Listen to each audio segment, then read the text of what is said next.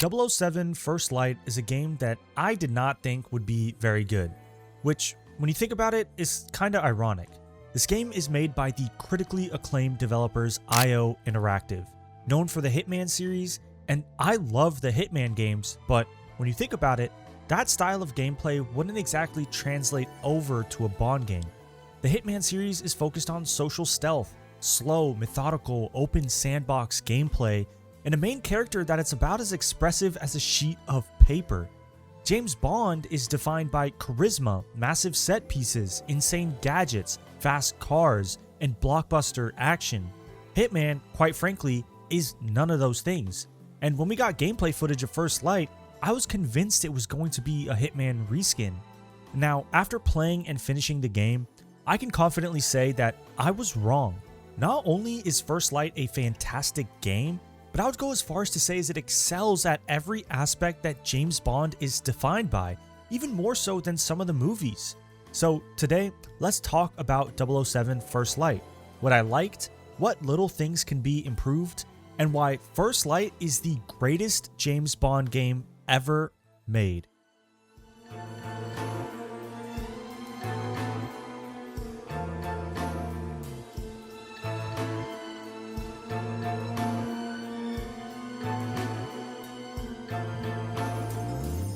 Before we begin, if you like this type of content, make sure to hit that like button and consider subscribing to see more content like this. Being that this is a linear action story focused game, let's start with First Light's story. To get the basic premise out of the way, you're James Bond at the very beginning of his career with MI6, a James Bond origin story of sorts. You watch Bond go from an air crewman in the Royal Navy to, by the end of the game, the incredibly charismatic and resourceful super spy that he's known to be. Throughout this journey, Bond and MI6 work to unravel a mystery surrounding the once shuttered 00 program and work to bring it back. Straight up, I can't really say much more than this without spoiling the whole thing, but what I can say is that First Light's story is incredibly good. And I think it starts with the characters. To get the most obvious character out of the way, Patrick Gibson as James Bond does a phenomenal job. He's everything you would want out of a modern Bond. Smart, sure of himself, witty, charismatic, a badass, aura. When you think of James Bond, everything you think of, Patrick Gibson's rendition has it in spades. He exudes confidence, and every line delivered by him has so much aura. Being that this is a significantly younger Bond, IO Interactive and Patrick Gibson did a fantastic job of incorporating naivety and recklessness into this version of Bond as well. I mean, Bond has always been reckless to some degree, but he is extra reckless in First Light. And you also get the sense that he also thinks he knows more about the world than he really does. That maturity hasn't really set in for him. But one thing that has always been there is his insatiable desire to complete his mission. It doesn't matter if it's an old and seasoned Bond or a brand new Bond. It's cool to see that he never takes no for an answer and will always put his all into every mission he's assigned. Beyond just the fantastic rendition of Bond that is put on display here, I just think it's cool to see a younger James Bond. We don't get that very often. We don't get to see James Bond's development from his time as a troublemaker in the Royal Navy to becoming the super spy that he's known to be, and it's really cool to see that. However, throughout history, Bond has always been defined by his side characters accompanying him on his journey, and I think the side characters in First Light are also really well done. Whether it's Moneypenny, Greenway, M, Q, or the new Bond girl, Isola, they all serve a purpose and are fantastic in the role that they play. Particularly, I really loved Greenway and Isola. Both of these relationships throughout the game evolve and change in really meaningful ways, and it was a treat to experience overall. If I had one critique of the story, I think the story was just a little too predictable. You find out who the main villain is very early on, and I think part of what makes a great Bond story is the mystery and slow unraveling of the truth. I think part of that was missing in First Light, but again, I still enjoyed the story nonetheless. Overall, when it comes to the stories and characters, this is one of the better James Bond stories I think I've ever experienced. If you compare First Light's story to some of the new movies like No Time to Die and Spectre, I think First Light handedly beats them, and I'm excited to see where this series continues the story in the future. Moving on to the game's world and gameplay, this is where I think IO flexed their pedigree in world design that they've built with the Hitman series. Without a doubt, This is where I think First Light and IO's Hitman games have the most overlap, but this is also the aspect where I think it works the best. The Hitman series is famous for massive sandbox levels in extravagant locations with various branching paths to ultimately complete your final goal of assassinating your target. And while there may not be as many branching paths here, and the end objective is different every time, First Light's locations are still sandboxes in beautiful and extravagant locations. From a castle in the hills for a chess tournament to an illegal society in a ship graveyard in Africa, the variety of locations on display here is amazing.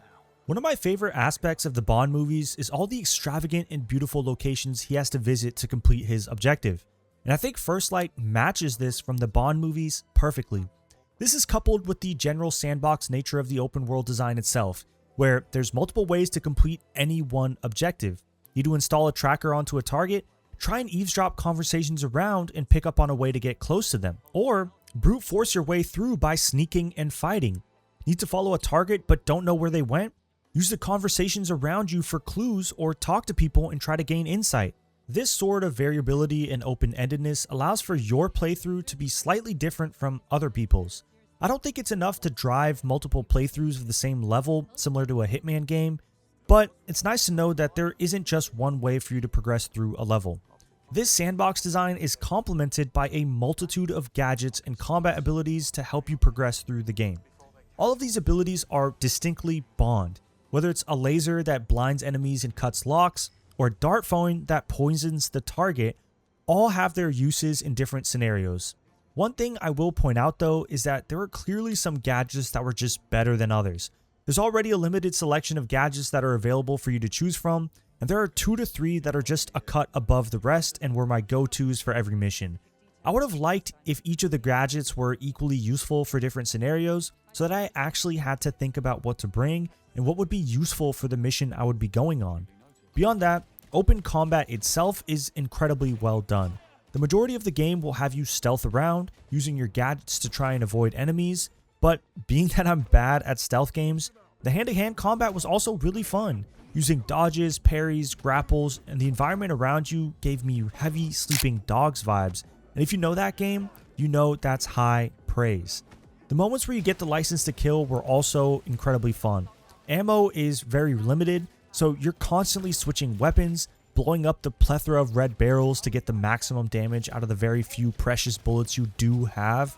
And once you run out of ammo, you can throw the gun at an enemy and then charge them and take them out, which I thought was such a cool touch. The license to kill scenarios are almost always coupled with big bombastic action set pieces, and these, without a doubt, are some of my favorite parts of the entire game. I don't want to spoil too much, but they're genuinely just so much fun. Every level has one of these big set piece moments, and in my opinion, they honestly make the level. And this is where truly First Light separates itself from the Hitman series and turns into a James Bond game.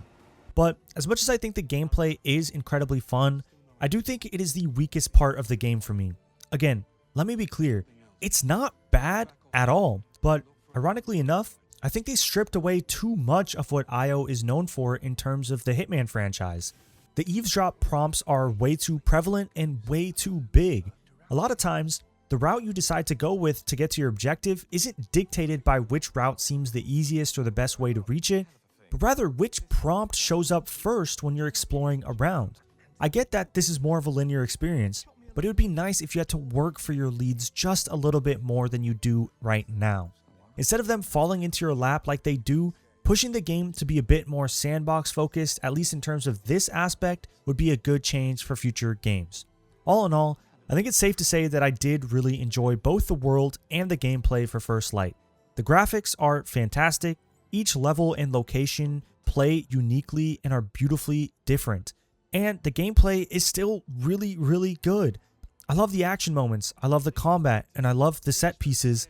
I just wish they hadn't dumbed down the sandbox gameplay as much as they did, and maybe give us a bit more variety in terms of gadgets. All minor annoyances and things that can easily be corrected for future titles. There isn't much more to say about First Light other than the fact that I was wrong about just how good this game was going to be. On paper, I wasn't exactly sure how IO Interactive style of game would mesh with what's expected out of a Bond game. I was left thoroughly impressed and eager for more. I think IO's biggest achievement, without a doubt, is just how well told the story is, just how well they got what James Bond is about. Hitman isn't known for story, and yet IO proved that they can tell a great story that was emotional and just so James Bond. In hindsight, I am so glad IO Interactive was given a chance to work on a James Bond game, and I cannot wait for their next iteration of this James Bond. If they can meaningfully iterate on the gameplay just a little bit, continue to provide the massive and gorgeous sandbox environments they're known for, and tell another great Bond story, I have no doubt that IO Interactive is going to be up there with some of the greatest single-player developers of the modern era. Either way, that's going to do it. Thank you guys so much for watching. Let me know down below your thoughts on 007 First Light. Are you enjoying it as many people are right now? Or is this a game that just doesn't interest you? I want to hear everything y'all have to say down in the comments below. Again, if you like this type of content, make sure to hit that like button and consider subscribing to see more content like this. It's been CGG. I'm out.